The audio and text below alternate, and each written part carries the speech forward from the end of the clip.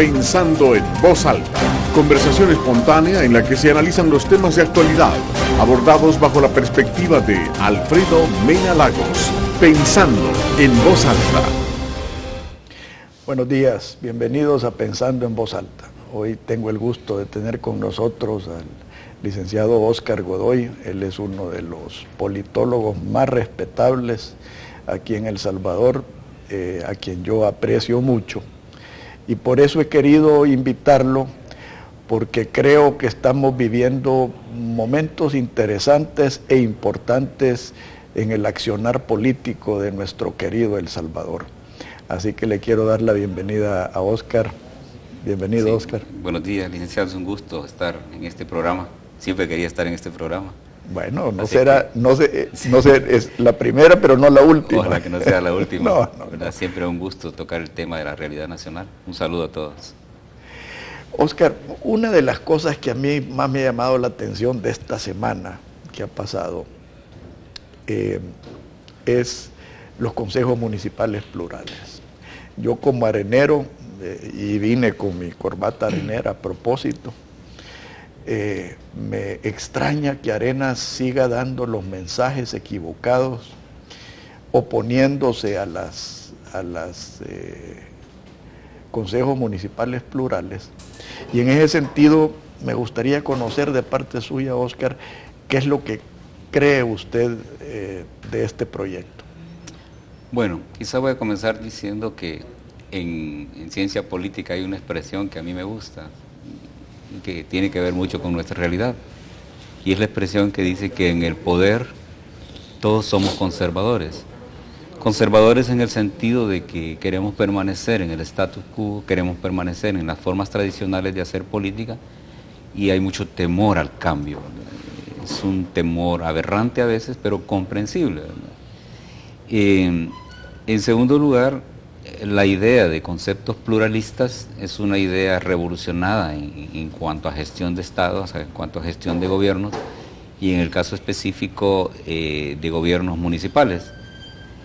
Sin embargo, por muy moderna que sea, requiere ciertos criterios, ciertas condiciones para que pueda realmente implementarse un modelo de gobiernos pluralistas.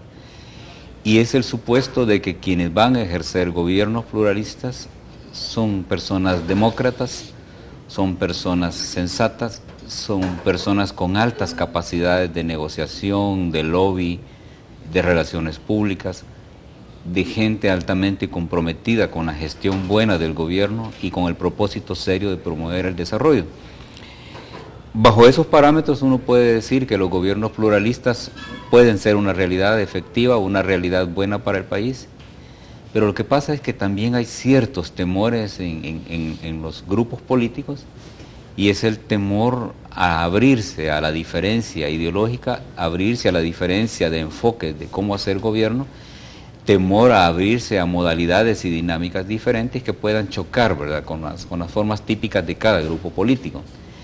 Y ahí es donde yo ubico, por ejemplo, el temor de Arena.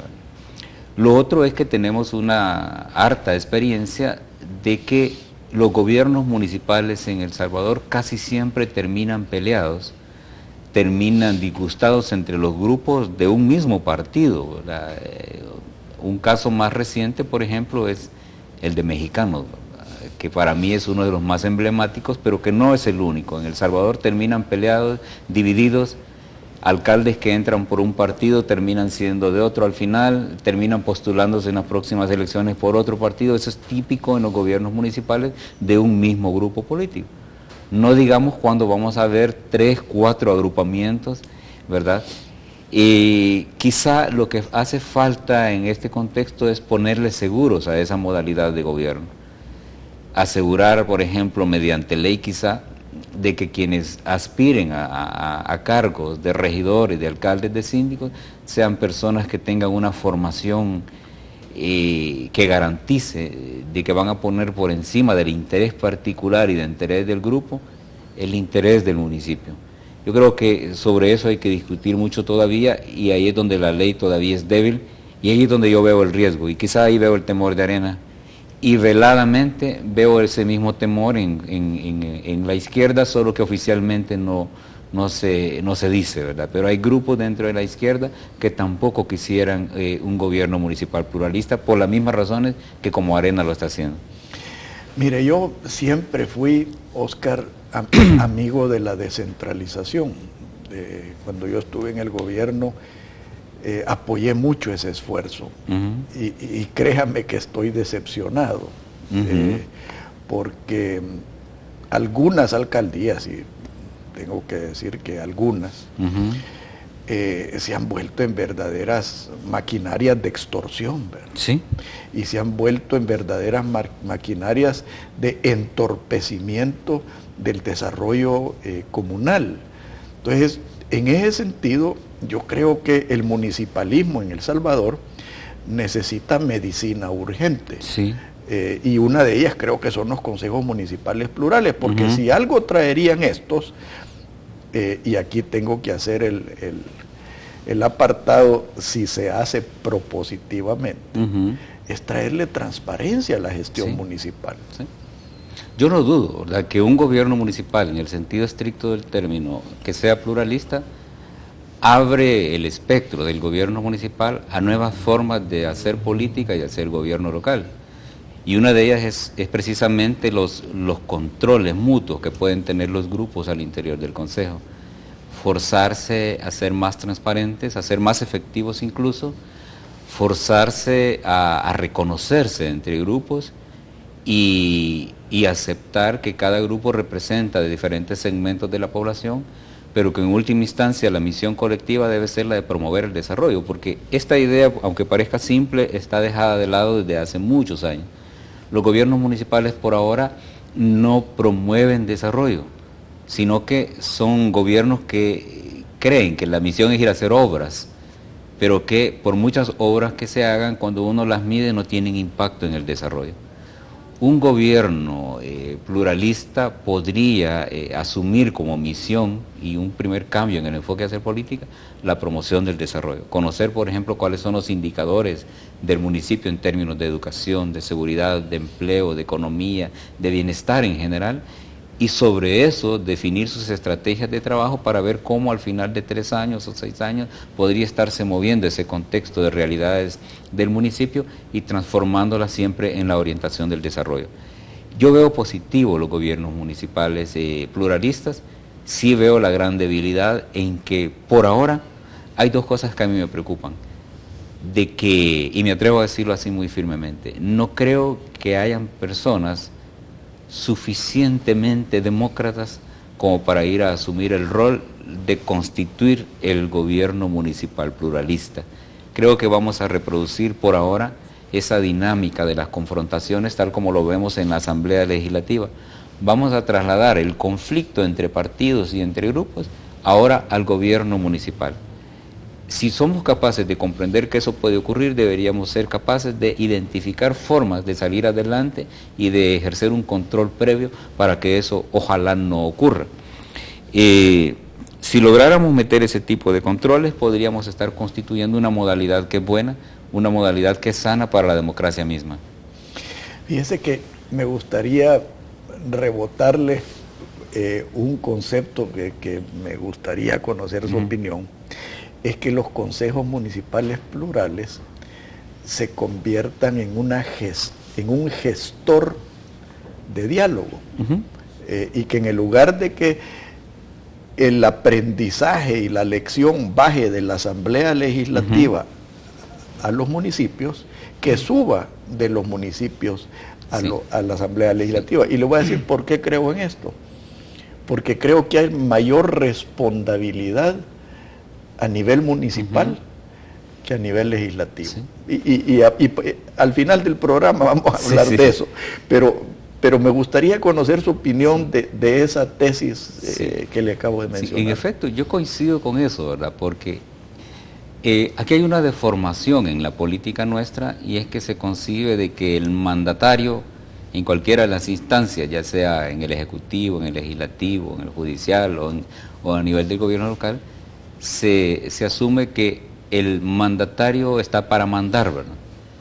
Pero es al revés, ¿verdad? La filosofía política contemporánea está planteando que el mandatario ha sido investido de poder pero para obedecer al pueblo. Y la instancia o la jurisdicción de gobierno más propicia para este tipo de enfoques es precisamente el gobierno municipal, el gobierno local en un sentido más amplio, porque es la instancia de gobierno más cercana a la gente. Y es donde el funcionario ve de primera mano la problemática de existencia del pueblo, ¿verdad? Puede medir el estado de la economía familiar, el estado de la infraestructura del municipio, el estado de la obra física que sirve para promover economía, toda esa infraestructura social, ¿verdad?, en la que la realidad de un país se va configurando, precisamente está focalizada en el municipio. Y desde ahí debería salir el mandato, ¿verdad?, hacia arriba, para que sea considerado, por ejemplo, en las agendas de legislación del país y en el diseño de los programas y las grandes políticas públicas a nivel del órgano ejecutivo.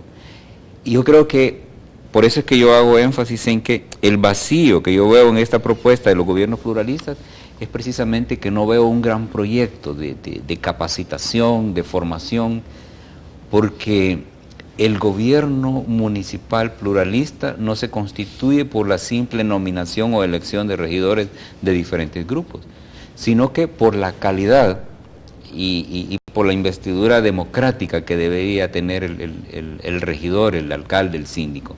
Y ahí veo yo el vacío. Y yo creo que esa es una misión que debería promoverse desde la sociedad civil, desde el mismo Tribunal Supremo Electoral, legislar en ese sentido.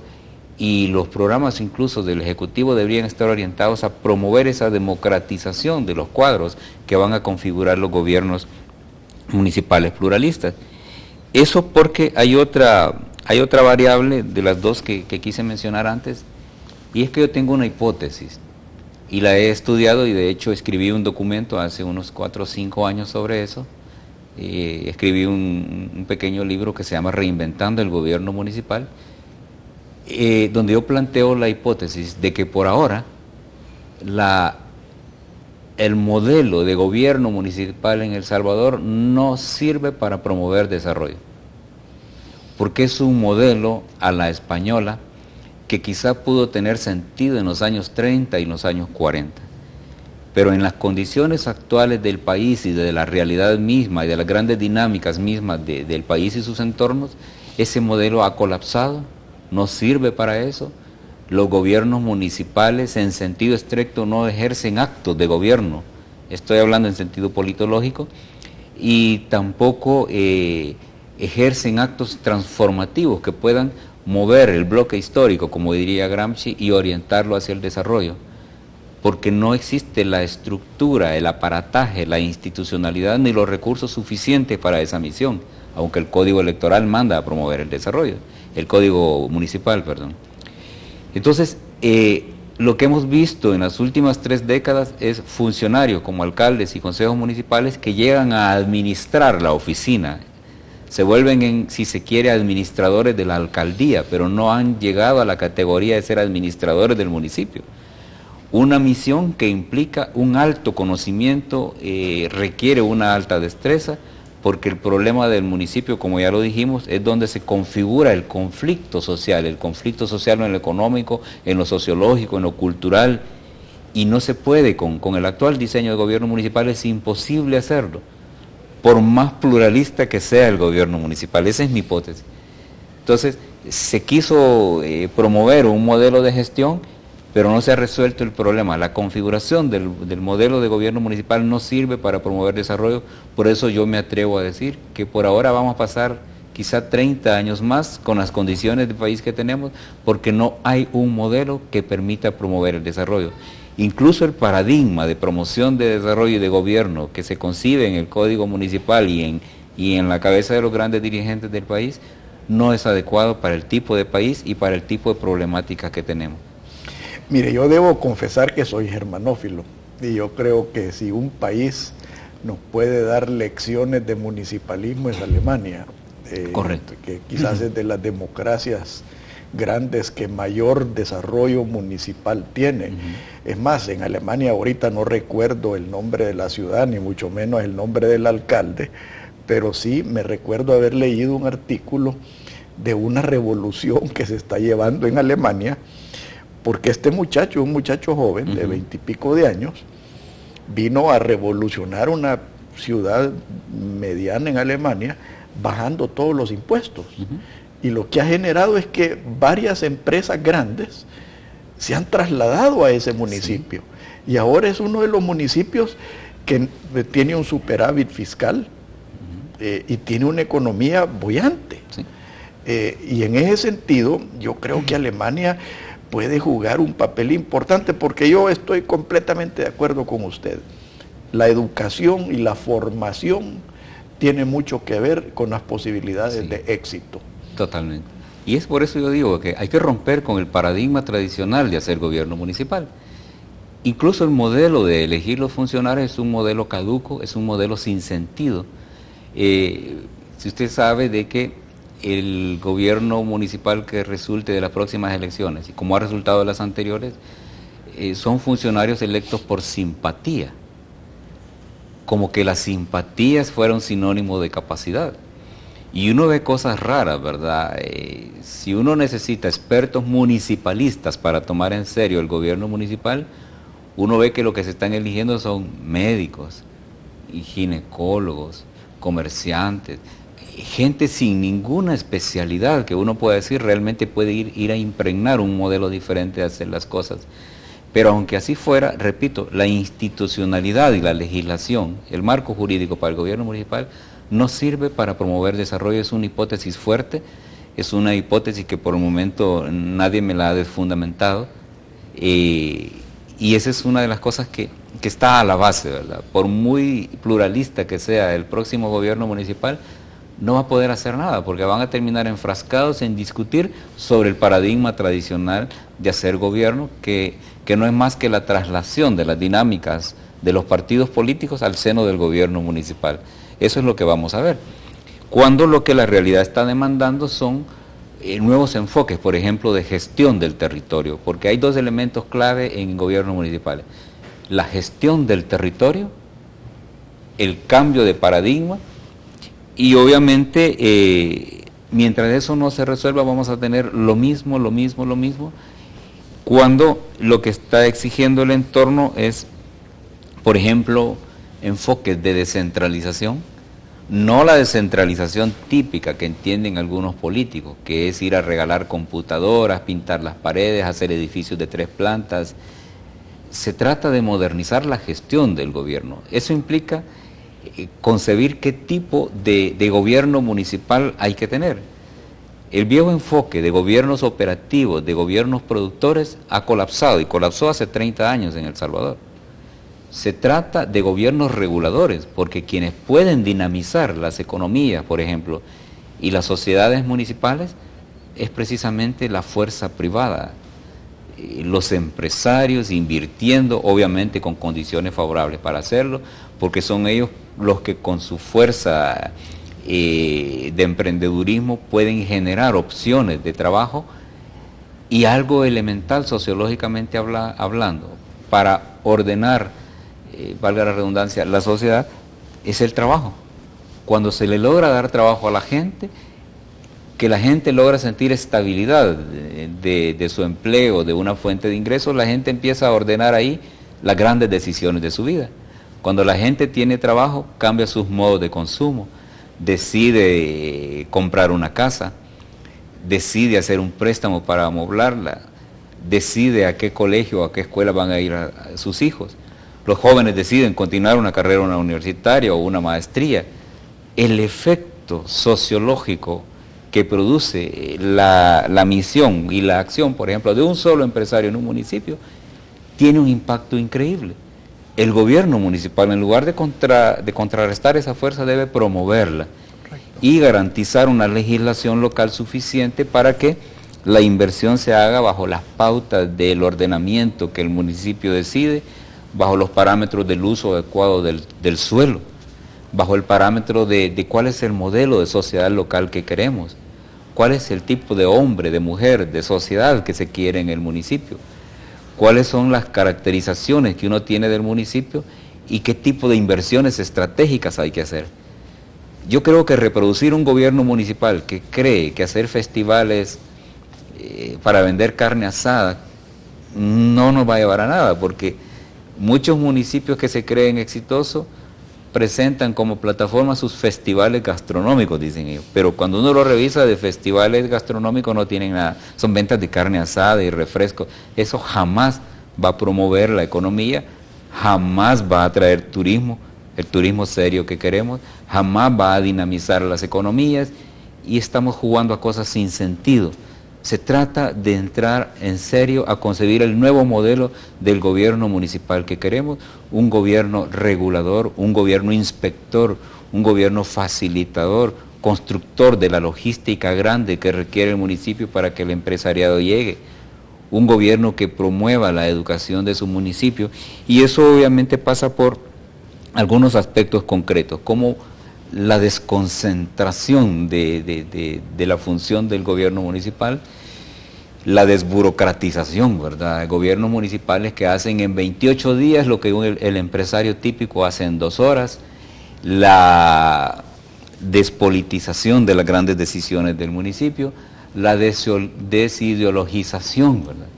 Y trabajar con 2 corrientes de estrategia fuerte, ¿verdad? La de promover un empresariado creciente en el municipio, y por otro lado promover la ciudadanización de prácticas de nuevas culturas de convivencia en el municipio, ¿verdad? Ciudadanizar el gobierno municipal implica aumentar la organización ciudadana, institucionalizarla, promoverle recursos para que sea la ciudadanía la que se haga cargo de sus problemas de la comunidad, que no sea el papá gobierno municipal el que llegue a resolver, porque ahí se está reproduciendo el modelo de control social, el modelo de instrumentalización de la gente, y esas son las falacias de gobierno que yo no creo que se van a resolver con un gobierno pluralista, entre comillas, por ahora. Bueno, seamos propositivos, o positivos, mejor dicho, y convirtámonos en supervisores, si se quiere llamar así, de este nuevo manera de hacer gobierno local. Porque tristemente muchas veces las alcaldías, en lugar de gestar y promocionar la generación de fuentes de empleo, más bien cierran empleos, y yo se lo digo por experiencia propia, ¿verdad? Así que en el próximo segmento, Óscar, me gustaría hablar de la democracia interna en los partidos, porque estamos presenciando una nueva gesta política, y a mí, por lo menos como arenero, sí me preocupan ciertas cosas que he visto y continúo viendo en mi partido. Por favor, no nos cambie, ya volvemos.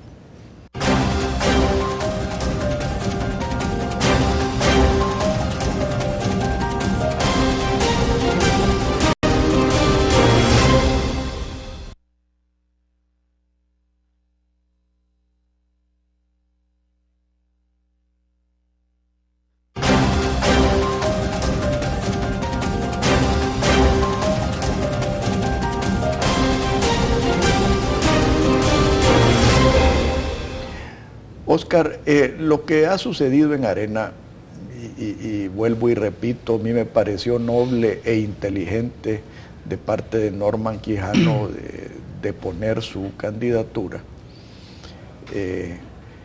pero sí me pareció poco inteligente del partido, y debo decirlo, de mi amigo Edwin Zamora, que es una persona que siempre ha pregonado por elecciones internas transparentes, en contra de los dedazos, y venirse a beneficiar de un dedazo como que le quita, primero creo que le quita cierta legitimidad a su candidatura, y segundo, no termina de unificar al partido, porque pese al show ese que hicieron el domingo de mano alzada, o de mano armada, como se quiera ver, de proclamar las candidaturas, es más de lo mismo.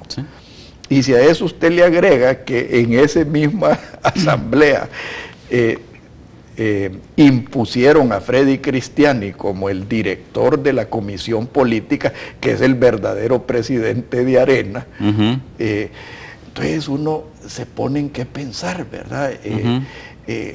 Arena en realidad está pensando en el cambio, Arena en realidad está pensando en hacerse un partido más transparente, más democrático y más moderno. Bueno, hay que separar, ¿verdad?, dos momentos de realidad para comprender estos fenómenos. Tal vez no para justificarlo, pero sí para comprenderlo. La demanda de partidos políticos altamente orgánicos, altamente institucionalizados, altamente democráticos, es una dinámica propiamente política.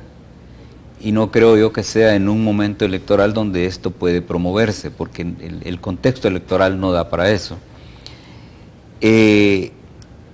Lo que acabamos de ver de las candidaturas, la separación de Norman y la propuesta de Edwin Zamora, más que una dinámica política, es una dinámica electoral. Y es una dinámica electoral que uno no debe descuidar de comprender que las dinámicas electorales en El Salvador son altamente pragmáticas.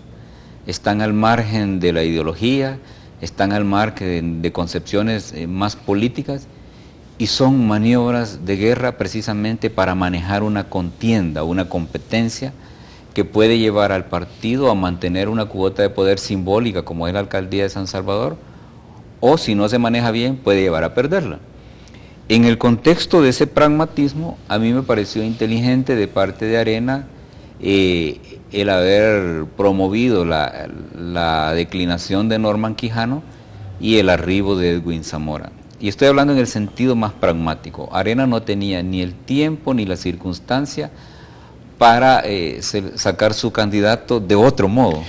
Pero seamos pragmáticos, y créame que yo conozco la mecánica interna de Arena, he sido miembro del COENA, que dicho sea de paso fue una experiencia desagradable para mí. Siendo pragmáticos, si Edwin Zamora hubiera dicho, miren, acepto esto, pero exijo que me elijan, montar una elección de un municipio no está en la cola de un venado. Sí. O sea, es cuestión de una semana, máxima 2 semanas. ¿Y qué se hubiera logrado con esto, siendo pragmático? Uno, legitimar esa transición de la renuncia de Norman Quijano y el asumir la candidatura a Edwin. Pero creo que hubiera también unificado al partido, tal vez no 100%. Sí. Vaya, voy a hablar de mí. Sí. A mí si yo me someto a una democracia y la mayoría decide, yo me pliego a esa decisión, si en realidad soy honestamente democrático. Ahora, conociéndome como me conozco, si a mí vienen y me imponen un candidato, aunque me guste ese candidato, yo relincho. Sí. Y ese es básicamente lo que estoy haciendo. Sí. Porque yo sí creo que fue poco inteligente de Arena seguir mandando esos mensajes. Sí. A mí me preocupa. Sí, yo comprendo esa parte, por eso yo hago la separación de realidades. Desde la perspectiva de la realidad política, yo coincido, ¿verdad?, en que pudo haber sido de otro modo y no ni siquiera se hubiera llegado a esta coyuntura de tener que hacer renunciar a uno y poner a otro. Correcto. Sino que el vicio, ¿verdad?, la falla de esta decisión ocurre cuando nombran los candidatos, cuando los ponen a competir y que Norman se autonombra. Claro, o sea, entonces cuando el doctor Norman Quijano se autonombra, él también demuestra que no es un demócrata a la altura de las circunstancias. Así ocurrió cuando se promovió como candidato a la presidencia. Arena no tenía las condiciones para promover, digamos, unas primarias altamente abiertas, altamente democráticas, que hubieran llevado quizás a que otro hubiera sido el candidato presidencial. Y quizás hasta se hubiera facilitado el triunfo electoral en las elecciones pasadas. Sin embargo, ese vicio siguió, ¿verdad? Y por lo visto continúa. Y va a continuar porque esa es la realidad de la praxis política en El Salvador. Lo mismo vemos en el FMLN, ¿verdad? Nayib Bukele no es un producto de una decisión colegiada ni una decisión democrática. No hay mucho que... Es más, yo considero que Nayib es un caballo de Troya adentro del FMLN. Correcto, y hay hipótesis que incluso dicen que fue promovido para que asumiera la candidatura para quemarlo y que no sea presidenciable, porque podría acumular tanta energía electoral que podría poner en riesgo la pretensión de candidaturas futuras del grupo orgánico del FMLN. Entonces, en ese contexto no sorprende lo de Arena. Yo lo veo lo de Arena quizá como un consultor electoral, que fue una maniobra inteligente y una maniobra pragmática, una maniobra que equiparó la mesa electoral para competir, porque de eso se trata en los procesos electorales, de ir a competir y pretender ganar, ¿verdad? Ya habrá tiempo y quizá ahí es donde se necesitan personas con una vocación más democrática que se tomen en serio la iniciativa de promover la democracia interna en Arena. Eso lleva tiempo. Yo creo que pretender a una Arena democrática podría llevar 20 años si se siguen haciendo las cosas con seriedad. Se pierde una generación, sí, Óscar. Sí, se pierde una generación, pero igual, ¿verdad? En la izquierda uno ve lo mismo, ¿verdad? De hecho... Pero como nosotros no somos de izquierda. Sí, pero uno debe ver las cosas en contexto. El espejito. Sí, uno debe ver en contexto, porque uno mide en contexto, ¿verdad? Claro. Por ejemplo, el FMLN está lejos de democratizar. Es más, el FMLN fue el precursor de democratizarse internamente. Vio que no era fácil y mejor cerró. Pero es que lo hicieron tan mal. Sí, Arena claro. También trató. ¿Sí? Pero el problema es que sí. Fue un arremedo de sí. Democratización. Sí, lo que pasa es que hay un supuesto implícito que no hemos tratado. Quienes pueden promover la democratización de partidos son las dirigencias y los liderazgos demócratas. Pero tenemos un vacío de demócratas en El Salvador. Yo no veo demócratas en ningún partido, por el momento. No los veo, no sé si los voy a ver pronto. Es una pretensión fuerte mía de querer ver demócratas. Lo otro es que las generaciones que están haciendo política en El Salvador son generaciones políticamente desgastadas. Uno ve los mismos rostros, por ejemplo, cuando vemos a Alfred Cristiani en las cúpulas de Arena, y vemos también en el FMLN quiénes son las cúpulas, uno ve que El Salvador no ha cambiado en dirigencias, no ha cambiado en liderazgos. Uno no debe extrañarse de que estas cosas siguen igual. Se necesita una generación de demócratas en todos los partidos políticos del país. Por ejemplo, ¿cuáles son los demócratas que están dirigiendo la democracia cristiana, el cambio democrático, el PCN? Uno no ve nada nuevo, por lo tanto uno no puede esperar nada nuevo de lo viejo. Sería una contradicción terrible que apareciera, ¿verdad? No, y como dice ese dicho muy bueno, que no podemos esperar algo diferente si seguimos haciendo las cosas igual. Albert Einstein nos planteaba eso. Ahora, veamos el financiamiento de los partidos y la administración de los partidos, que es el cáncer que creo yo tiene la mal llamada democracia. Que son los dueños de los partidos. Sí. Aquí estamos viendo que los costalitos de Paco Flores, nadie se hace cargo de haber recibido la plata. Nadie se hace cargo en el frente de quién de Alba o de Venezuela financia ese partido y quién es el dueño de ese partido o los dueños de ese partido.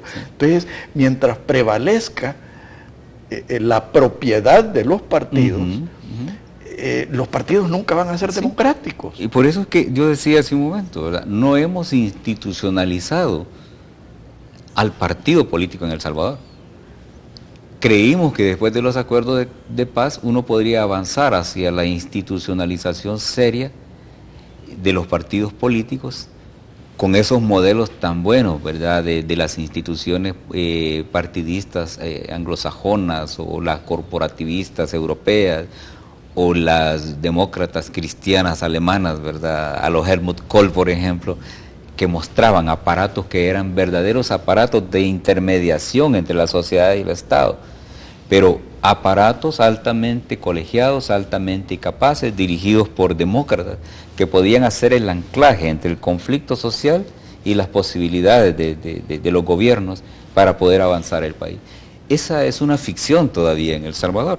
Aquí no tenemos instituciones partidistas, tenemos grupos partidistas que hemos visto cómo en los últimos años, últimos 10, 12 años, evolucionaron a ser de pretensión de partido a convertirse en corporaciones empresariales con partidos, o partidos empresas, ¿verdad? Como el caso del FMLN. Y el problema es que convierten a los correligionarios en cachiporristas. Correcto. O sea, a mí, le digo yo, cuando veo los periódicos y veo fotografías de amigos, sin mencionar nombres, que han criticado fuertemente el accionar de Arena y fuertemente las políticas que inclusive los perjudican a ellos. Gente que es víctima de los privilegios de la línea aérea, de los privilegios del sector azucarero, y los veo en el periódico y en la televisión de cachiporristas del gobierno. Y entonces digo yo, sinceramente, me dan lástima. Sí, pero no nos debe sorprender, ¿verdad? Porque, repito, no se ha institucionalizado al partido político.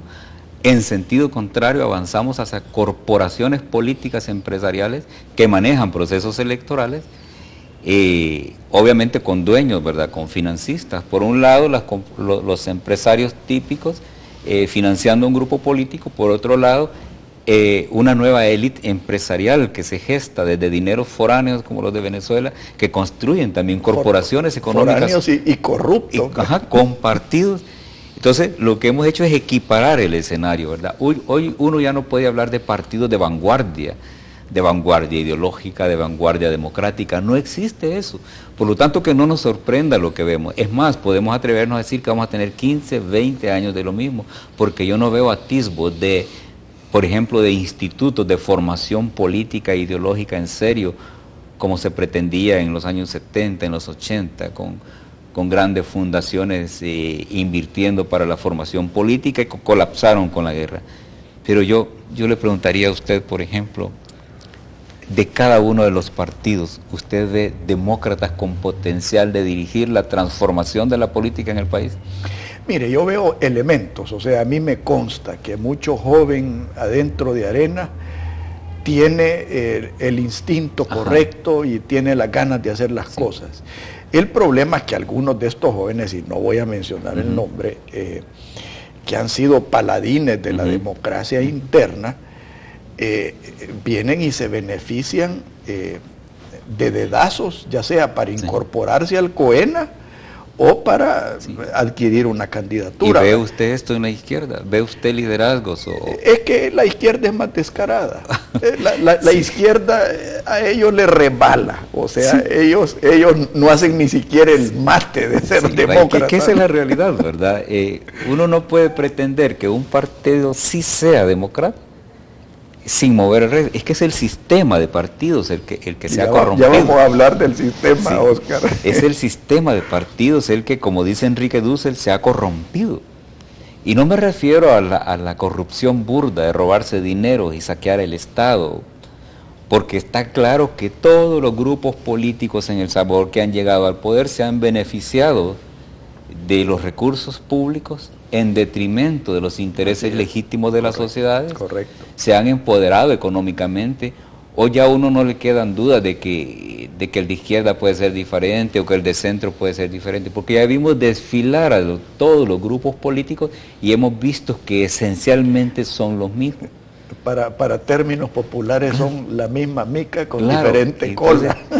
Y las últimas elecciones presidenciales, por ejemplo, nos demostraron que lo que estaba en contienda no eran partidos políticos, no eran proyectos políticos, no eran proyectos de país, no eran proyectos ideológicos, eran corporaciones económicas, corporaciones empresariales. Era la fuerza del capital compitiendo por el voto. Y obviamente cuando son las corporaciones empresariales las que dirigen los partidos políticos, el enfoque siempre va a ser mercadológico, siempre va a ser empresarial. Mercantilista. No vamos a ver transformaciones, no podemos pretender que ocurra, porque sería un acto mágico y no después, podemos concebir. Y después nos preguntamos por qué hay tanta pobreza. Claro. Y después nos preguntamos por qué los mejores elementos de este país emigran. Sí. O sea, y ahora vemos lo más trágico de todo es que la niñez y la juventud son las que están emigrando. Sí. O sea, después nos preguntamos por qué hay tanta violencia, por qué nos preguntamos por qué hay tanta frustración, por qué nos preguntamos que después de ir a la cabeza en Centroamérica vamos a la cola. Sí. O sea, porque no hemos sido capaces de crear contextos democráticos, contextos de país favorables para una vida diferente. Y yo reconozco que puede haber voces o jóvenes en cualquiera de los grupos políticos con pretensiones de hacer de democracia, hacer avanzar los institutos de partido, pero no tienen poder. Y todo acto de transformación requiere poder. Hasta aquella vieja expresión, ¿verdad?, de que para construir poder hay que ceder poder, pero también para ceder poder hay que tener poder. Correcto. Y ese juego lingüístico que nos muestra lo débil en que estamos como país, de que quienes tienen ideas no tienen poder y quienes tienen poder no tienen ideas. Esa es la gran construcción política a la que hemos llegado. O algunos que tienen ideas se los traga el poder. Claro, porque... Por necesidad. Sí, yo por ejemplo tengo ideas, pero no tengo poder. Lástima. ¿Verdad? Lástima. No tengo Oscar. poder. Y yo como cualquier otro profesional tengo, como dice la gente, tengo que andarme rebuscando para pagar recibos, para pagar esto. Vivo la vida cotidiana de la gente. Pero quienes tienen poder no se abren a la posibilidad. Y es que no les interesa. No les interesa. Ellos, el objetivo de ellos es seguir ordeñando este país. Claro. Y entre más lo escucho a usted, Oscar, más razón me doy, porque yo antes se hablaba de la década perdida. ¿Sí? Yo tengo varios meses de estar hablando de la generación perdida. Entonces, cuando yo lo oigo a usted hablar de 15 años, de 20 años, de 25 años, digo yo, ¿y qué le espera a nuestros hijos? O Sí. sea, ¿Sí? en el próximo segmento quiero que hablemos de cambios estructurales, porque yo, más que cambiar al hombre, creo que hay que cambiar las estructuras. Correcto. Para que el hombre se acostumbre a hacer las cosas bien. Totalmente de acuerdo. No nos cambie, por favor, ya volvemos.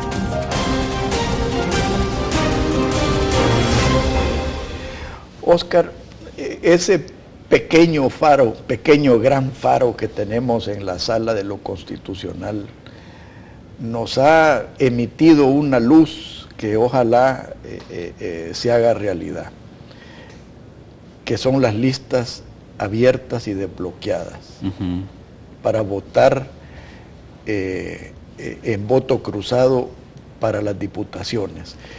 ¿Qué le parece a usted este esquema? Yo reconozco en la sala esa potencia que tiene para hacer o al menos iniciar la reforma política que este país demanda. Ciertamente este país tiene serios problemas de democracia, pero como dice Offer y Preus en la Universidad de Bremen, a los problemas de la democracia, más democracia. Y la sala nos está enseñando cómo hacer avanzar la razón política en favor de la democracia desde una instancia que no es la típica, como podría ser el órgano ejecutivo, la asamblea, sino que lo está haciendo desde una instancia con fuerza jurídica. Quiere decir que es la fuerza jurídica desde la sala de la constitucional lo que está haciendo avanzar la razón política. Y la razón política que exige cada vez más democracia, en este caso sobre la potestad popular, la potestad del votante de decidir, de elegir, de hacerse representar de acuerdo a su criterio, a su creencia, y que eso se manifiesta en el sufragio. Cuando la Sala de lo Constitucional admite este tipo de propuestas, nos está diciendo que está comprometida con empoderar al votante. Porque una de las cosas que ha debilitado la situación política nuestra es que el votante quedó marginado, quedó instrumentalizado, quedó manipulado por las élites de los partidos políticos a través de las grandes maniobras de psicopolítica trabajadas desde la comunicación electoral. Pero en realidad son los dueños del partido, sí, a través de las élites del partido, sí, quienes terminan manipulando. Que en última instancia manipulan al votante mediante técnicas mercadológicas y operaciones de psicopolítica, y el votante cree que está eligiendo, pero simplemente está votando lo que otros ya eligieron. Por eso es que vemos que el concepto de la representación en los órganos del poder se ha deslegitimado, se ha desdibujado, se ha corrompido, en el sentido de que el funcionario electo ya en el poder da la espalda al elector, da la espalda al pueblo y trabaja para sus grupos corporativos. La propuesta de bloquear las listas y abrirlas para facilitar al votante mayor capacidad de elección es una propuesta que abona a la democracia y no debemos hacer más que promoverla y apoyarla. Fíjense que a mí me fascina esta propuesta, creo que es el inicio de una verdadera reforma, porque creo que la verdadera reforma está en distritar las diputaciones. Sí, sí. Y lo bonito de esto es que individualiza la responsabilidad. Sí. O sea, uno sabe quién tiene que responderle. Correcto. Pero también falta algo, y eso también exige reformas jurídicas profundas, y es que se necesita que las instituciones políticas, como en este caso la Asamblea Legislativa, tengan también requisitos superiores para que el elector pueda tener verdaderas ofertas o verdaderas propuestas de funcionarios de otro nivel, porque por ahora los diputados que resultan de estos procesos electorales no tienen el talante y la altura democrática que exigen los tiempos. Decir que los requisitos para ser diputado es tener tantos años y una escolaridad promedio y que sepa leer y escribir, eso no sirve. Y de una supuesta moralidad. Y de una supuesta moralidad notoria, ¿verdad?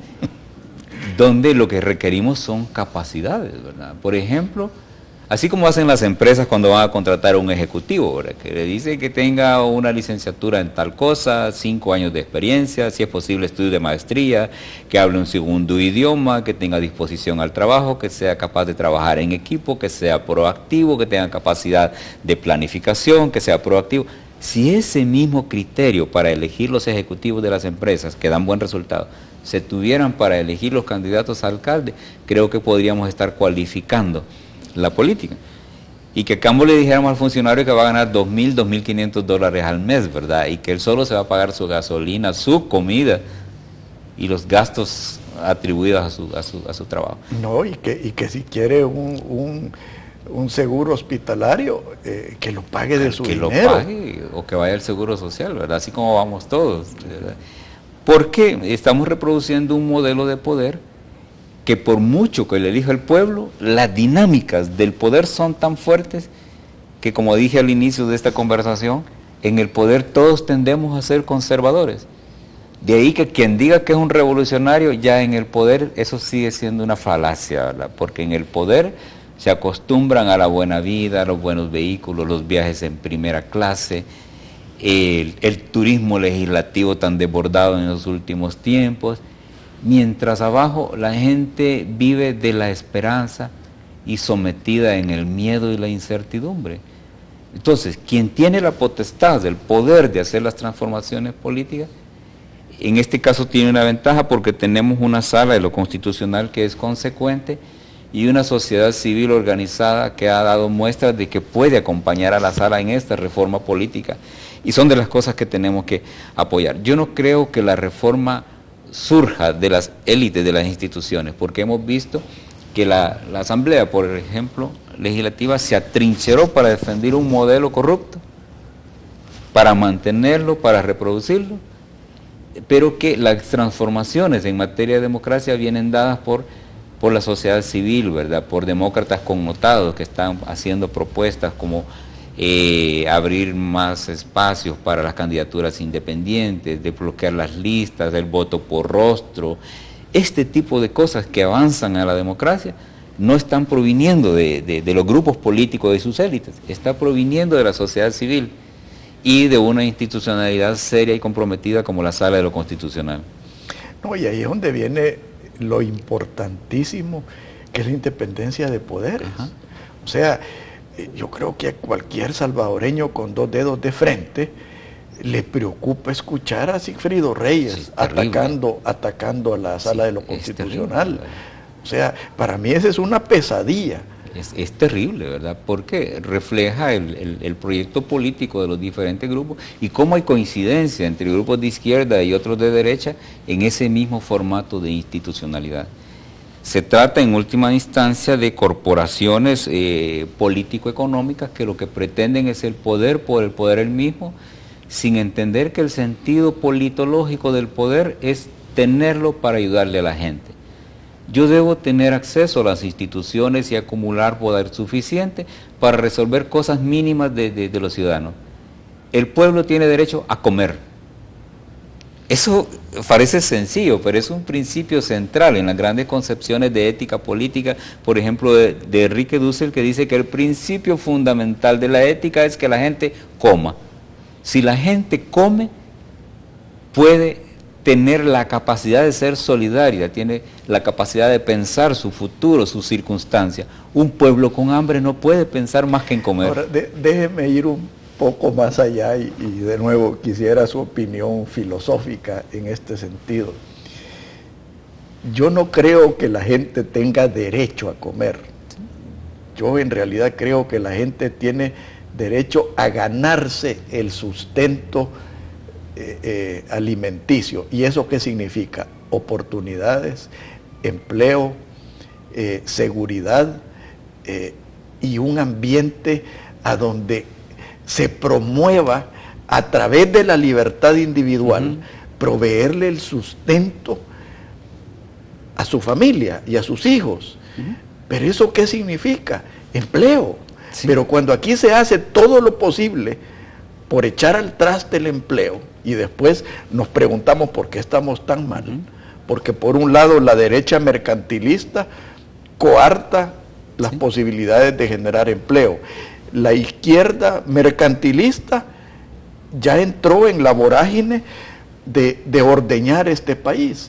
Entonces el pobre salvadoreño solo sueña con las oportunidades, sueña con el empleo, sueña con la seguridad. Sí. Y es que aquí veamos, voy a replantear lo que dije al inicio. Cuando yo decía de que el pueblo, la gente mejor dicho, tiene derecho a comer, el modo de acceder a los alimentos, que ya es la dimensión política, la primera es la dimensión ética. La dimensión ética está asociada a un derecho fundamental y es el derecho a la vida.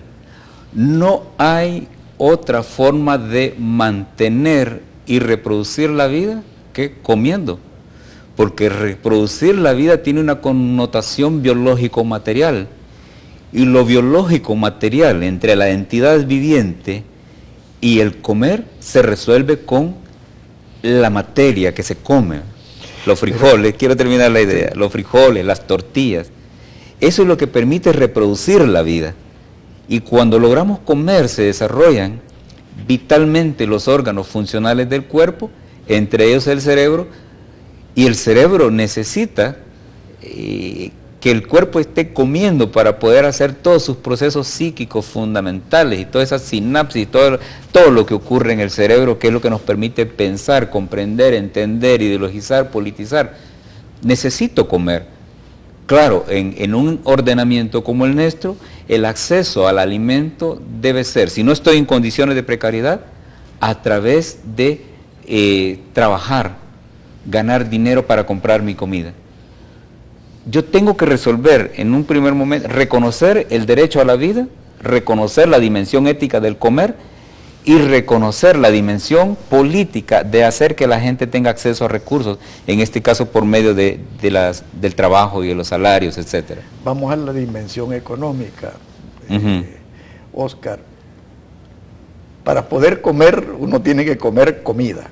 Obviamente. Y para que haya comida, se tiene que producir la comida. Cierto. Si el entorno económico, el entorno político y el entorno de seguridad es un atentado en contra de la producción, en contra de la competitividad y de la productividad, entonces, lejos de estar generando prosperidad y produciendo comida, lo que estamos haciendo es generando pobreza y hambre. Correcto. O sea, porque yo creo en el aspecto ético, creo en el aspecto político, pero también creo en el aspecto económico. Sí, sí. Y es que esas cosas van implícitas, ¿verdad? Porque el derecho a la vida, a mantener la vida y reproducir la vida, que ya dijimos que se resuelve en una primera instancia comiendo, está vinculado a esos otros campos. El campo económico, porque es donde se dan la producción, el ordenamiento de la producción, los sistemas de producción, los beneficios y los perjuicios de la producción. Esa dimensión económica tiene que ver con regulaciones, con condiciones, con contextos que están vinculados al espectro de las decisiones políticas. Porque aquí hay un cruce permanente entre la realidad social, la realidad económica y la realidad política, que tienen que coincidir en el reconocimiento de los derechos legítimos de las partes involucradas en cada dimensión. Y fíjese que no solo con coincidir, Oscar, tiene que haber una simbiosis. Obviamente. Una simbiosis a donde se estimula esta relación productiva de una sociedad. Sí. Y allí Alemania no ha llegado donde está si no es produciendo. Obviamente. Estados Unidos no ha llegado a donde está si no es produciendo. ¿Y cuál es la diferencia entre el país desarrollado y el país submergente, como le llamo yo? Es que no existe en los países subdesarrollados como el nuestro y submergente como el nuestro, no solo no existe esa simbiosis que conduce a la productividad, sino que se atenta en contra de ella. ¿Sí? ¿Y qué es lo que permite esa integración simbiótica entre estos diferentes intereses? Es la razón. Lo que pasa es que nosotros hemos tenido demasiadas experiencias donde la razón ha estado alejada de lo político. También la razón ha estado alejada de los espectros económicos. Porque hay dinámicas empresariales que son totalmente antagónicas al derecho a la vida y totalmente antagónicas al derecho a mantener el planeta en condiciones saludables. Correcto. Y también corporaciones económicas que han sido antagónicas a la razón política. Se necesita rescatar esa racionalidad. Por eso es que hablaba yo en esta conversación de manera recurrente de que necesitamos demócratas. El demócrata es el que sabe integrar los procesos políticos y producir los procesos políticos que inviten a la racionalidad en la economía, la racionalidad en la sociedad, la racionalidad en el manejo del gobierno, porque hay tres intereses concretos. El pueblo tiene derecho a comer, a ingresos, a trabajo, a oportunidades laborales, a oportunidades educativas, a que se le atienda en salud. El empresario tiene derecho a que se le garantice un contexto idóneo para sus inversiones, para que pueda reproducir su capital con legitimidad, porque no es malo reproducir el capital. De hecho, ese es el sentido de la racionalidad económica. Siempre y cuando no sea a costa de... Correcto. Tiene que invertir e invierte para reproducir el capital. Pero que para que su capital se reproduzca no tiene que denigrar la posibilidad de vida de la gente, tampoco tiene que atentar contra la estabilidad del régimen. Y el régimen político, por su parte, no tiene que estar sobre las corporaciones económicas para sacarlas, ni sobre la voluntad de la gente para mantenerla en la ignorancia, en el hambre y en el miedo.